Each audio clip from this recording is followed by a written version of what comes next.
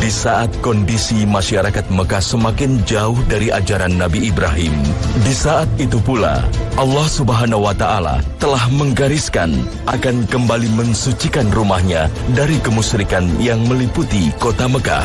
Maka setelah gagalnya rencana Abraha dalam menghancurkan Ka'bah, di tahun yang sama lahir seorang bayi lelaki yang dipersiapkan Allah Subhanahu wa Ta'ala untuk kembali membawa rahmat di Mekah dan seluruh belahan dunia. البشرى يا سيدي آمنة لقد ولدت آمنة يا سيدي 20 April tahun 571 Masehi atau bertepatan dengan 12 Rabiul Awal, sejarah mencatat tanggal kelahiran sang teladan umat. Bismillahirrahmanirrahim.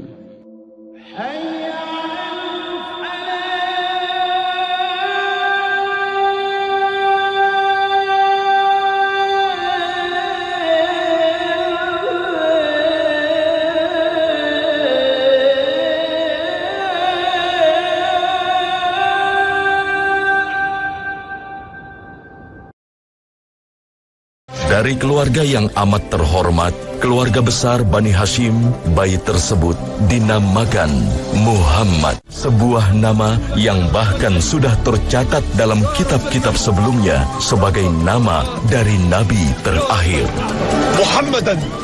Muhammadan asmaituhu Muhammad liyakuna mahmudan fis zamani wa fil ard.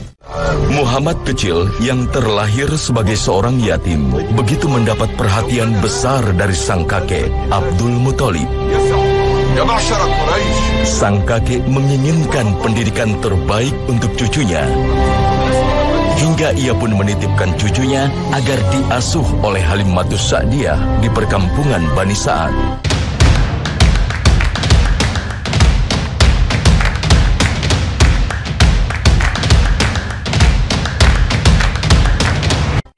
Dengan kondisi geografis yang berbukit dan berudara segar, Muhammad kecil tumbuh di lingkungan Bani Sa'ad. Kondisi inilah yang memang diinginkan oleh kakeknya agar memiliki dampak yang amat baik bagi perkembangan Muhammad kecil. Di Bani Sa'ad juga, Muhammad sang calon nabi memperoleh kefasihan dan keindahan dalam berbahasa. Sebab Bani Sa'ad memiliki tata bahasa Arab yang masih santun, berbeda dengan bahasa di perkotaan yang sudah banyak tercampur aduk dengan bahasa lainnya. Kalau boleh kita ambil sebuah kata kunci, ketika Allah Subhanahu wa Ta'ala menjauhkan seorang calon nabinya, calon orang besar ini, dijauhkan dari semua carut marut kota besar Mekah, semua kejahilian yang berpusat di Mekah sana, maka dijauhkan dari semua masalah moral kota besar, dijauhkan sampai 170 kilo di perkampungan yang masih sepi bahkan sampai hari ini. Maka ini artinya kalau boleh kita ambil sebuah kata kunci, maka mungkin kita boleh katakan usia 0 sampai 5. Selain dia adalah usia yang emas menentukan tentang di kemudian harinya, tapi ini juga merupakan usia karantina. Bahwa seorang anak dikarantina dari segala hal sebagai sebuah tunas, dari segala hal yang bisa merusak tunas yang baru tumbuh itu.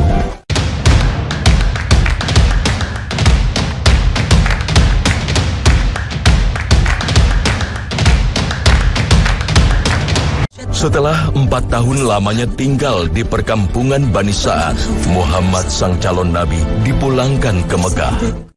Pemulangan Muhammad kecil ke Mekah terjadi setelah keluarga Halimah mengetahui peristiwa yang aneh pada dirinya. Peristiwa yang kemudian dikenal sebagai pembelahan dada Muhammad sang calon nabi.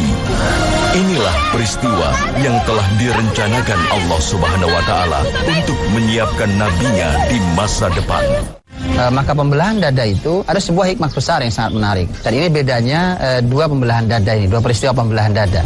Yang pertama adalah di usia awal, ini sebuah hikmah, di usia awal, usia 5 tahun tadi kurang lebih. Yang kedua adalah di usia beliau mau Isra Mi'raj, itu kurang lebih setahun sebelum beliau hijrah ke kota Madinah. Kalau yang Isra Mi'raj jelas bahwa Nabi SAW harus melakukan perjalanan sampai ke langit sana. Sebuah perjalanan yang harus melakukan pembersihan diri untuk sampai menghadap Allah Subhanahu wa Ta'ala. Karena Rasul Muhammad pun masih makhluk bumi ini, belum merupakan makhluk surgawi nanti, sehingga beliau harus membersihkan dadanya untuk sampai melakukan perjalanan menuju ke langit sana. Adapun apa hikmah dari pembelahan dada di usia awal? Ini kalau boleh kita ambil sebuah pelajaran yang menarik, berasal dari kalimat Jibril yang membelah dada dengan kalimat hadza haddzus syaitani mink, bahwa ini adalah jatah setan dari yang ada dalam dirimu. Artinya bahwa ini yang dikeluarkan dari hati calon nabi, kemudian dibersihkan dengan air yang suci, air Zam-Zam. Artinya bahwa nabi oleh Allah Subhanahu wa taala telah disiapkan, seorang Muhammad calon nabi disiapkan agar hatinya bersih. Tidak ada tempat setan bersemayam dalam dirinya, tidak ada jatah setan dalam dirinya, sehingga tidak bisa digoda. Nabi Muhammad tugasnya adalah membacakan ayat-ayat Allah, mensucikan jiwa masyarakatnya, mengajarkan Alkitab dan mengajarkan Al-Hikmah atau As-Sunnah. Dan sebelum ini mereka adalah bangsa masyarakat yang sesat. Jadi kalau kita mau membuat sebuah masyarakat sesat menjadi terhormat, jadi masyarakat yang biadab, jadi masyarakat yang beradab, maka harus 4 poin ini kita lalui dengan urutan yang tepat. Membacakan ayat-ayat Allah, diperdengarkan sering ayat-ayat Allah Subhanahu wa taala dimanapun, di rumah kita, di sekolahan kita, di jalanan kita, di pasar-pasar kita, dan seterusnya. Dan yang kedua adalah membersihkan jiwa sebelum mengajarkan ilmu. Yang menjadi masalah di kita hari ini adalah menumpuk ilmu, menjejali ilmu, sementara jiwa belum bersih. Seharusnya yang punya rasa takut pada Allah adalah para ilmuwan. Tetapi mengapa muncul ilmuwan yang justru durhaka pada Allah? Karena ilmu dia dapat sebelum jiwa suci. Dan Rasulullah Muhammad SAW sebelum mendapatkan ilmu Alkitab, sebelum mendapatkan ilmu dari Allah Subhanahu wa taala, disucikan jiwanya. Maka itulah tugas kita. Artinya anak-anak kita yang masih suci itu, tugas kita adalah menjaga fitrah mereka hingga nanti mereka mulai usia belajar ilmu.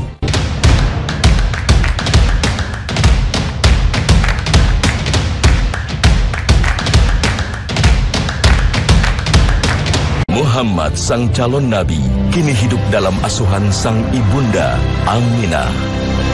Di usianya yang ke-6 tahun, Muhammad kecil dibawa oleh sang ibu untuk berziarah ke makam ayahnya Abdullah bin Abdul Muthalib di Madinah. Namun saat perjalanan kembali dari Madinah, kesedihan kembali melanda sang calon nabi akibat wafatnya sang ibunda. Di usianya yang ke-6, ia kemudian berada di bawah asuhan sang kakek yang merupakan pemimpin yang amat disegani oleh masyarakatnya. Jadi ada satu catatan penting, bahwa kasih sayang yang ditumpahkan oleh kakek nenek, harusnya para kakek nenek hari ini belajar pada Abdul Muthalib. Bagaimana Allah Subhanahu wa taala mengilhamkan kepada Abdul Muthalib untuk memberikan pelajaran mahal. Bukan hanya sebuah kasih sayang yang artinya memanjakan, karena itu akan merusak masa depan anak-anak kita. Yang ada adalah seperti Abdul Muthalib. Abdul Muthalib punya tempat duduk khusus di samping Ka'bah yang tidak boleh dinaiki oleh siapapun. Tidak boleh dinaiki, bahkan tidak boleh diduduki oleh anak-anak Abdul Muthalib. Tapi saat sang cucu Muhammad kecil naik ke kursi itu, maka dia mau diturunkan oleh paman-pamannya. Abdul Muthalib mengatakan, adapun anakku yang satu ini biarkan, karena kelak ia menjadi orang besar. Kalimat positif dari seorang kakek tentang sebuah doa tentang cucunya, dan sebuah harapan positif yang tersampaikan dan diajarkan tentang sebuah kebesaran kepemimpinan yang dimiliki oleh kakeknya, dan itu akan ditularkan kepada cucunya Rasul Muhammad SAW, yang kelak ia menjadi pemimpin yang jauh lebih besar dibandingkan kakeknya.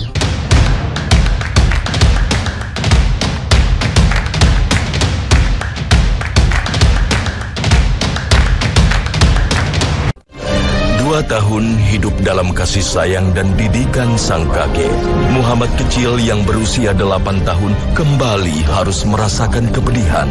Sang kakek yang merupakan pemimpin besar masyarakat Mekah meninggalkan dunia untuk selamanya. Muhammad sang calon nabi kini berpindah ke dalam pengasuhan salah seorang pamannya. Abu Thalib sang paman yang telah diamanahkan untuk mengasuh Muhammad kecil yang dinilai terbaik kepemimpinannya di antara putra Abdul Muthalib yang lain. Asuhan sang calon nabi terus berpindah ke tangan-tangan terbaik. Di usianya yang ke-12 tahun, Muhammad sang calon nabi mulai belajar keterampilan hidup dari sang paman. Ia mulai diperkenalkan dengan perdagangan serta ilmu bela diri. Di usia ini, ia juga melakukan tugas sebagai penggembala kambing. Sebuah tugas yang mutlak dilakukan oleh seluruh nabi, serta memiliki nilai pembelajaran di dalam kepemimpinan. Rasulullah Shallallahu Alaihi Wasallam pernah menyampaikan dalam hadis beliau, "Ma min nabiyyin illa ra'al ghanam." Tak ada seorang pun nabi kecuali pasti pernah menggembala kambing. Semua nabi pernah menggembala kambing. Ini pekerjaan menggembala kambing, walau dia dulu adalah bukan simbol pekerjaan orang yang tidak mampu, tapi berbanggalah bahwa ini adalah merupakan pekerjaan semua nabi. Tidak ada seorang pun nabi kemudian kecuali pasti pernah melewati masa menggembala kambing. Pertanyaannya adalah mengapa harus menggembala kambing? Di dalam kitab-kitab sirah disebutkan tentang pelajaran menggembala kambing. Dalam bahasa yang disampaikan khas oleh para ahli sejarah adalah min ra'il ghanam ila ri'ayatil umam. Dari menggembala kambing sampai memimpin umat. Jadi ada hubungan erat antara kepemimpinan umat dengan penggembalaan kambing. Karenanya ada pelajaran mahal, pelajaran yang didapatkan oleh seorang penggembala kambing yang itu bermanfaat untuk ketika nanti dia menjadi pemimpin besar yang sukses. Seperti Rasulullah Muhammad SAW.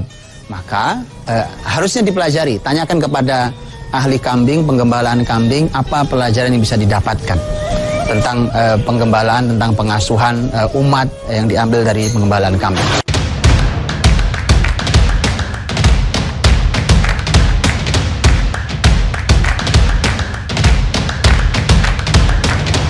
Hingga di usianya yang ke-15 tahun, untuk pertama kalinya Muhammad sang calon nabi terlibat dalam peperangan besar antar suku Arab. Di usia ini, ia mendapat pelajaran berharga tentang perihnya peperangan dan permusuhan. Namun 5 tahun setelahnya, ia juga mendapatkan pelajaran yang amat dikenal. Sebuah perjanjian damai yang mengakhiri pertikaian antar suku menjadi momentum yang memberikan pelajaran akan pentingnya perdamaian. Kalau kita membayangkan hari ini usia 20 tahun adalah usia kita sedang kuliah umpamanya di kampus, usia itu adalah usia Nabi SAW sudah dilibatkan dalam sebuah perjanjian damai yang sangat mulia. Maka sebuah hal yang kontradiktif kalau kemudian hari ini usia 20 tahun adalah usia baru belajar bertengkar, baru belajar bertarung. Nabi SAW sudah diajari Allah di usia itu untuk usia merasakan betapa indahnya perdamaian dan dilibatkan sehingga tahu bagaimana cara membuat perdamaian dari masyarakat yang tengah bertikai.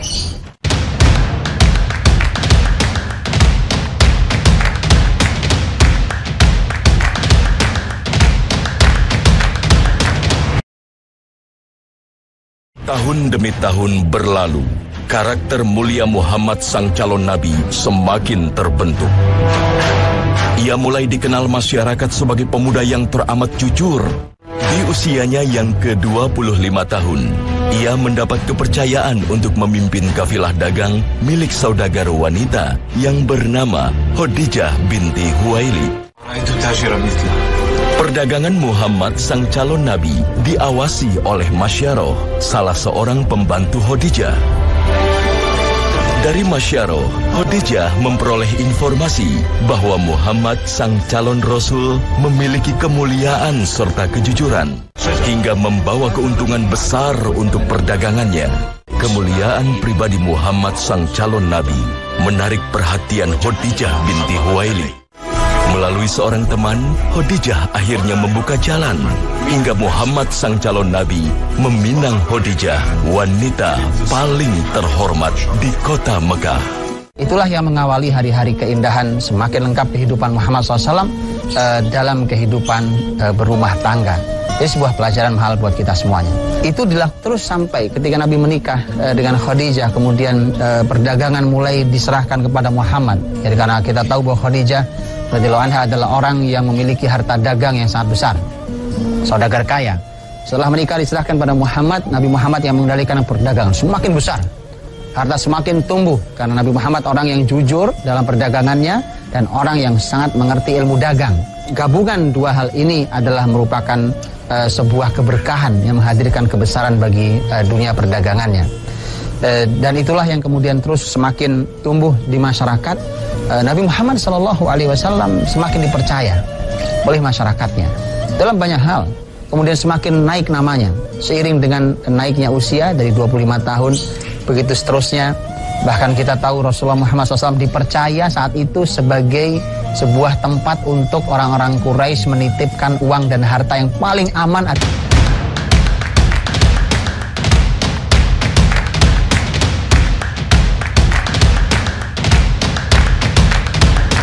adalah di Muhammad. Dari tangan-tangan terbaik, Allah Subhanahu wa Ta'ala mempersiapkan perbekalan nabinya. Hingga tak heran, Muhammad sang calon nabi tumbuh menjadi pemuda yang paling disegani di masyarakatnya. Puncaknya di usianya yang ke-35 tahun. Saat terjadi perselisihan mengenai peletakan batu Hajar Aswad setelah proyek renovasi Ka'bah. Saat itu, hampir saja terjadi pertumpahan darah akibat perselisihan untuk menentukan siapa yang paling pantas meletakkan Hajar Aswad. Hingga akhirnya disepakati, siapa saja yang pertama kali melewati Ka'bah, dialah yang berhak meletakkan Hajar Aswad. Allah Subhanahu wa Ta'ala menakdirkan orang yang berhak tersebut tak lain adalah Muhammad Al-Amin, calon Rasulnya. Saat mengetahui kehadiran Muhammad sang calon Rasul, seluruh pemuka Quraisy menunjukkan kepuasan mereka. Ia memberikan solusi dengan cara meletakkan Hajar Aswad pada sehelai kain yang ujung kain tersebut dipegang oleh masing-masing pemimpin suku Quraisy.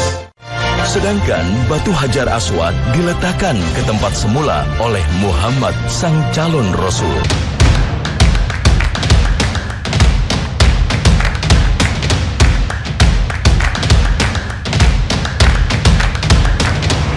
Setelah peristiwa Hajar Aswad, Muhammad sang calon nabi memiliki posisi yang semakin tinggi. Masyarakat menghormatinya, kekayaannya juga semakin bertambah. Namun semua kenyamanan tersebut justru menyisakan kegundahan di hatinya. Sang manusia mulia merasakan kekosongan di dalam hatinya. Ia mulai mencari dan mempertanyakan keberadaan Sang Maha Pencipta. Demi memuaskan hasrat pencarian Tuhan, ia sering melakukan tahanus atau menyendiri di dalam gua Hiro. Kalau seseorang hidup di sebuah lingkungan yang rusak, di sebuah sistem yang semuanya masalah, kemudian dia nyaman, maka justru imannya dipertanyakan. Karena orang-orang beriman pasti akan menolak minimal dengan hatinya. Sebagaimana kalimat Rasulullah SAW, "Man ra'a minkum munkaran falyughayyirhu biyadihi, fa lam tastati' fa bilisanihi, fa lam yastati' bi qalbihi, fa huwa ad'aful iman." Yang melihat kemungkaran maka ubahlah dengan tangannya, kalau tidak bisa dengan lisannya, kalau tidak bisa dengan hatinya. Karena ini iman paling lemah. Artinya bahwa selemah-lemahnya iman seseorang, artinya minimal dia akan menolak dari hatinya semua kemungkaran. Kalau kemungkaran yang ada justru dia nikmati, dia hidup dengan sangat nikmat, maka pertanyakanlah iman Anda masing-masing. Karena Rasulullah SAW mulai mengalami masa kegelisahan di usia itu, 35 tahun, mulai merasa gelisah. Ini bukan merupakan sebuah ajaran sebagaimana yang mereka kenal di Mekah dengan millah Ibrahim. Ini bukan peninggalan agama Ibrahim. Mereka menyembah berhala, patung yang tidak bisa bicara, tidak bisa mendengar, tidak bisa melihat, tidak bermanfaat apa-apa. Mereka sembah, mereka percaya punya kekuatan. Riba di mana-mana, yang zalim terjadi di mana-mana. Orang-orang kuat memakan orang-orang lemah, perzinahan, dan seterusnya.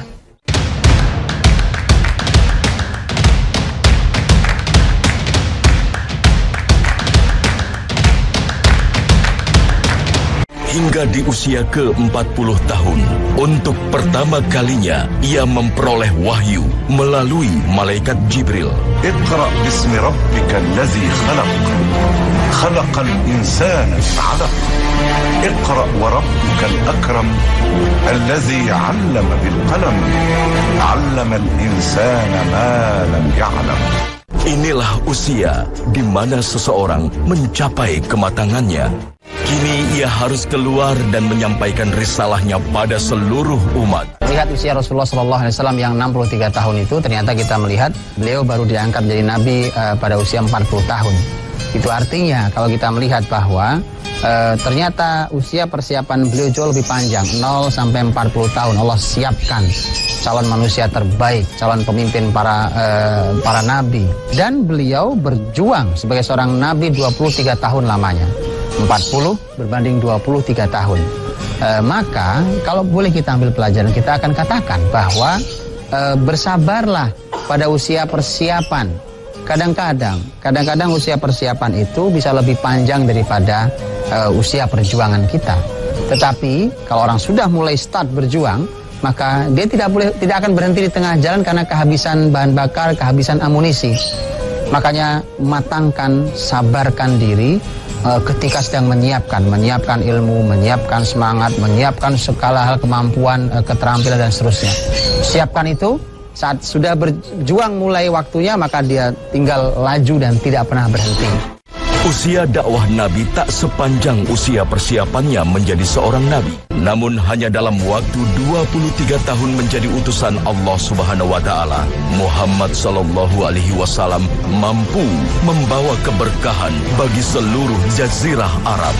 Untuk itu, Al-Quran menegaskan pentingnya usia yang memiliki keberkahan, bukan sekedar usia yang panjang.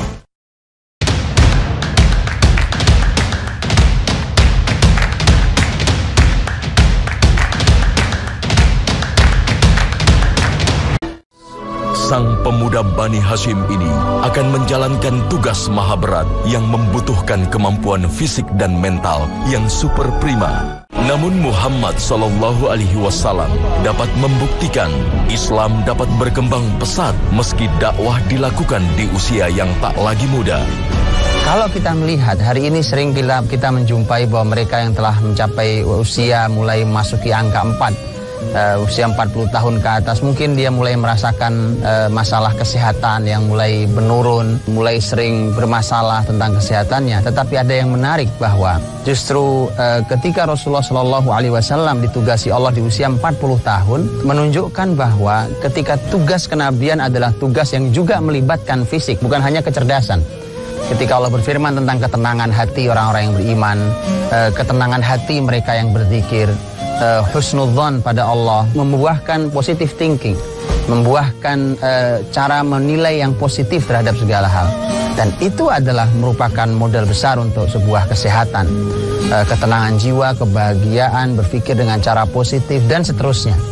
Dan inilah maka menjadi pelajaran yang mahal, bahwa sebaliknya akan menimbulkan banyak penyakit, seperti ketika kita melihat masalah moral, masalah berburuk sangka, kesedihan yang berkelanjutan, ketidaktenangan jiwa, tekanan dan segala macam. Ini semuanya yang membuat nanti fisik Nabi Shallallahu Alaihi Wasallam adalah fisik yang sangat prima.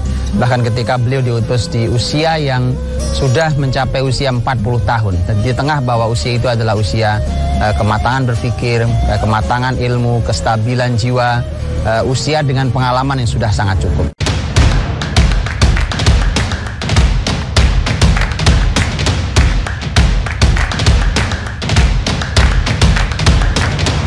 Di tahun pertama, sang Nabi memulai dakwahnya hanya pada keluarga dan kerabat terdekat.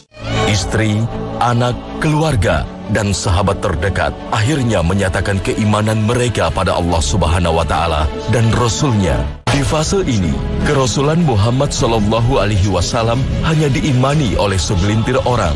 Namun keteguhan iman yang telah dibekali pada mereka telah menjadi dasar yang kokoh bagi perjalanan dakwah sang Nabi selanjutnya.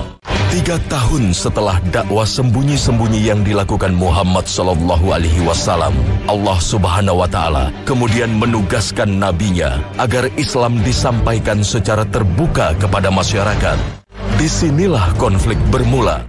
Maka setelah mendapat jaminan perlindungan dari Abu Thalib sang paman yang merupakan pemimpin Quraisy, Muhammad Sallallahu Alaihi Wasallam memberanikan diri untuk naik ke Bukit Sofa dan memulai menyampaikan Islam di sana.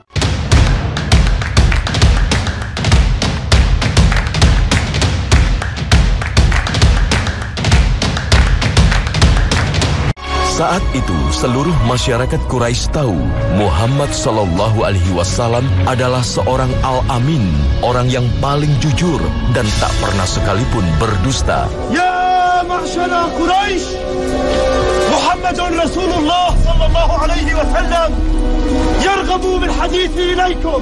Sebuah modal besar bagi sang Nabi untuk meyakinkan masyarakatnya bahwa dia adalah benar-benar seorang Nabi yang diutus Allah Subhanahu wa Ta'ala.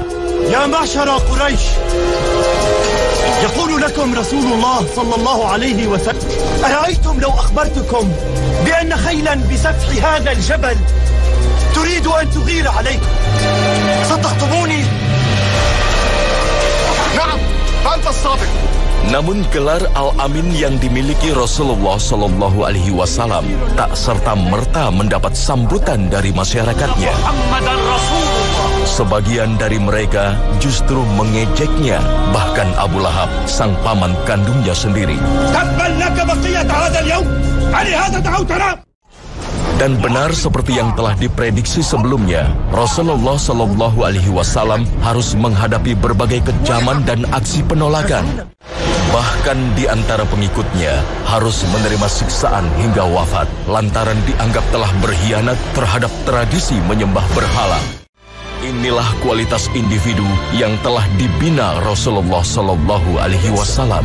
Saat Mekah tak lagi aman untuk muslimin, Rasulullah Shallallahu Alaihi Wasallam mulai berdakwah ke suku-suku lain serta meminta perlindungan bagi muslimin. Di Taif, Rasulullah Shallallahu Alaihi Wasallam memulai dakwahnya, namun justru perlakuan kasar yang diterima. Mekah yang sudah 10 tahun didakwahi oleh Nabi Shallallahu Alaihi Wasallam belum kunjung terlihat bahwa Mekah akan menjadi negeri yang Islami. Maka Taif juga merupakan upaya Nabi Shallallahu Alaihi Wasallam.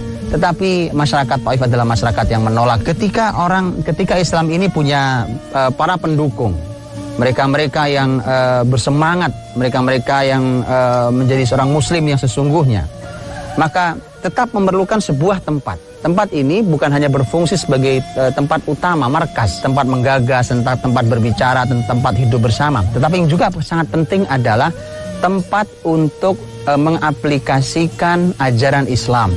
Sehingga nanti menjadi potret. Potret inilah yang nanti akan bisa ditiru di berbagai tempat. Beginilah bertetangga Islami, beginilah mengatur sebuah pasar yang Islami, beginilah mereka mendidik keluarganya dengan cara yang Islami.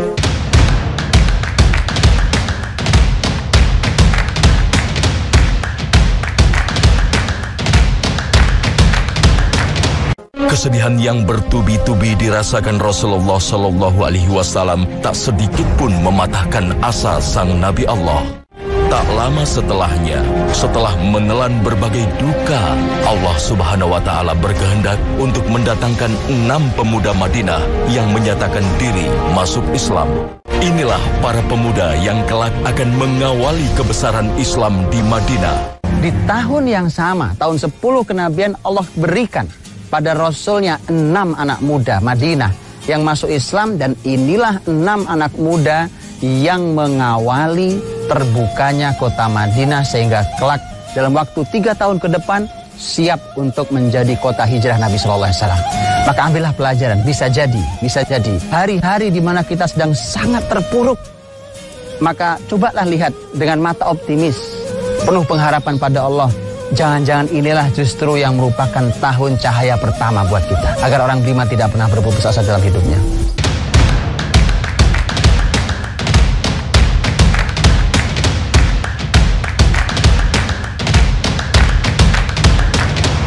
Di tengah-tengah Rasulullah Shallallahu Alaihi Wasallam menyiapkan Madinah sebagai kota muslimin, Rasulullah Shallallahu Alaihi Wasallam melakukan perjalanan Isra Mi'raj untuk menerima perintah sholat 5 waktu.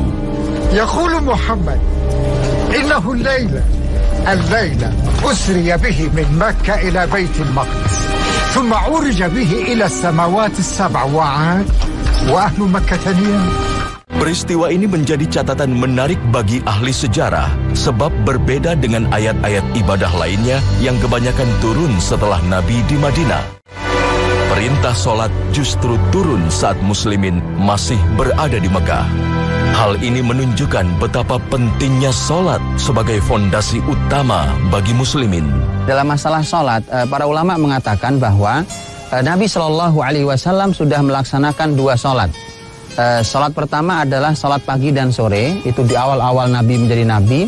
Dan sholat yang kedua adalah sebagaimana ayat yang diturunkan dalam surat Al-Muzammil, yang merupakan surat-surat yang awal turun kepada beliau. Ya ayyuhal muzammil qumil laila illa qalila nisfahu aw inqus minhu qalila aw zid alaihi warattil qur'ana tartila. Diperintahkan Nabi SAW untuk melaksanakan qiyamul lail, untuk bangun di malam hari dan melaksanakan ibadah. Ini adalah yang justru dilaksanakan di awal-awal.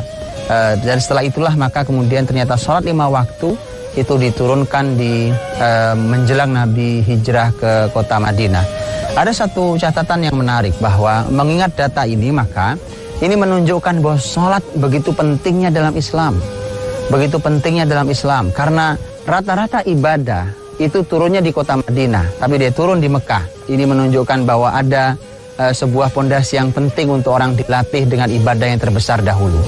Karenanya Nabi Shallallahu Alaihi Wasallam menyampaikan kepada kita, inilah yang membedakan antara kita dan orang kafir, kita dan orang musyrik. Al-ahdu bainana wa baina syirki wa bainal kufri as-salah faman tarakaha faqad kafar. Yang memisahkan kita dan kemusyrikan dan kekafiran adalah salat. Yang meninggalkannya dia telah kafir. Betapa pentingnya ibadah yang satu ini. Bahkan kalau kita melihat anak-anak kita sudah diminta untuk diperintah salat di usia 7 tahun.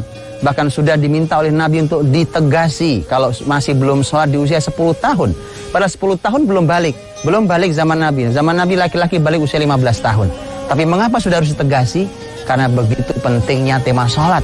Agar ketika mencapai usia balik, maka sang anak sudah terbiasa melaksanakan sholat dengan tidak berat hati dan tanpa disuruh.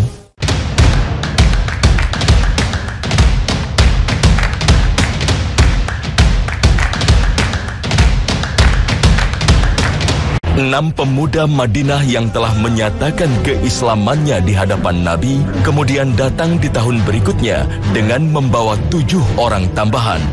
Mereka inilah yang kemudian melakukan sumpah setia pada Nabi yang kemudian dikenal dengan nama Baiat Aqobah pertama. Pertumbuhan muslimin Madinah terus bertambah di tahun berikutnya. Sampai di tahun ke-13 kenabian, Madinah telah siap menjadi kota bagi pusat aktivitas umat muslim. 6 anak muda yang dapatkan Nabi SAW atas izin Allah bahwa 6-6-nya bersyahadat mereka adalah anak-anak muda. Sekali lagi menguatkan kepada kita bahwa di pundak pemudalah peradaban itu dibangun. Kalau kita berkumpul dengan anak-anak muda, maka kita bisa berharap kebangkitan sebuah peradaban Islam akan segera menjadi kenyataan. Dan Madinah perlu diketahui dibangun di atas pundak 6 anak muda awalnya. Bahkan kalau kita lihat nama-nama mereka, nama-nama yang bahkan tidak dikenal. Bahkan kalaupun kita cari hari ini dalam biografi mereka, kita akan sangat sulit untuk mendapatkan biografi mereka. Seringkali begitu, bahwa pondasi sebuah peradaban kadang-kadang dibangun bahkan oleh orang yang tidak pernah dikenal. Tidak usah kecewa, tidak usah khawatir, karena memang orang berjuang ikhlas karena Allah Subhanahu wa Ta'ala. Biarlah hanya Allah yang mencatat semua usaha kita. Biarlah hanya Allah yang mengenal kita. Dengan semua upaya Allah tidak pernah tidur, Allah tidak pernah lalai dengan semua kebaikan itu. Dan ternyata benar, keikhlasan itulah yang menghadirkan kebesaran Islam di kota Madinah nantinya.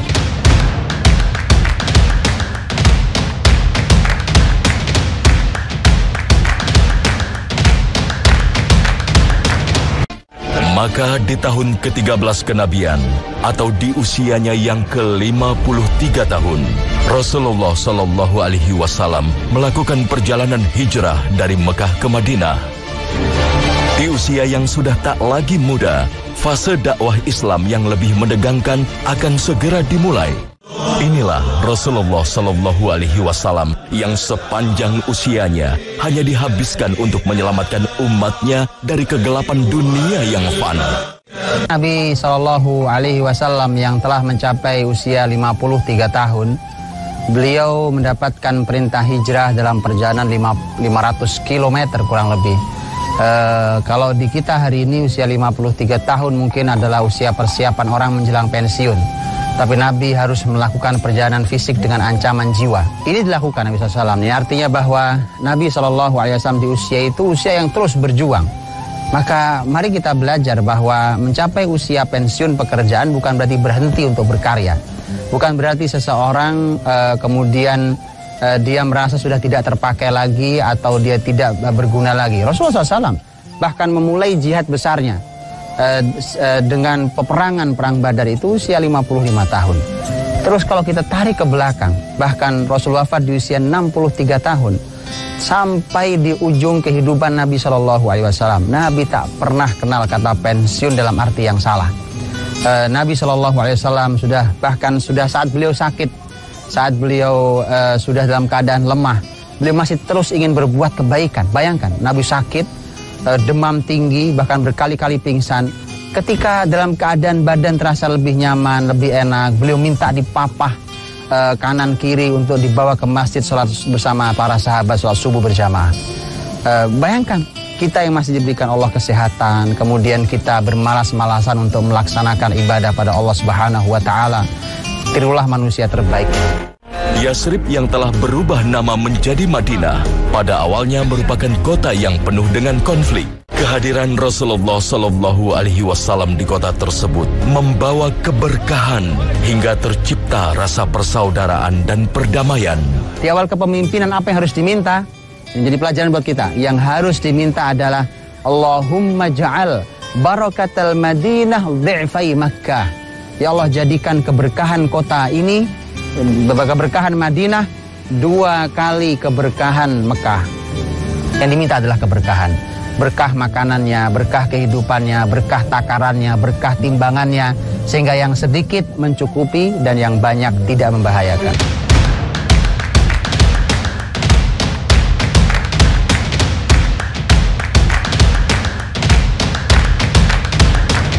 Saat Madinah semakin kokoh sebagai kota muslimin, para musuh mulai melihat Madinah sebagai ancaman.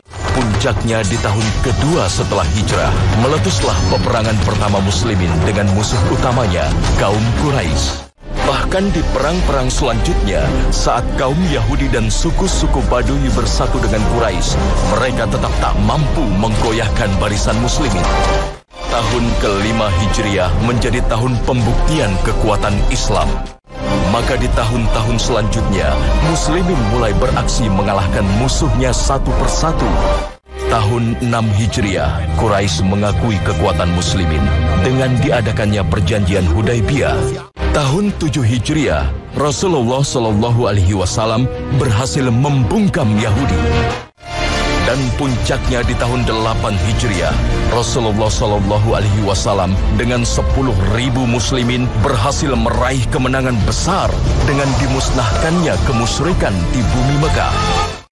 Setelah Fathu Mekah, seluruh suku-suku yang berada di Jazirah Arab kemudian menyatakan keimanan dan keberpihakannya pada umat muslim. Inilah puncak prestasi Rasulullah Shallallahu Alaihi Wasallam. 23 tahun berdakwah, bermula dari kesendirian, kini seluruh Jazirah Arab telah mendapatkan rahmat dan hidayah Allah Subhanahu wa Ta'ala.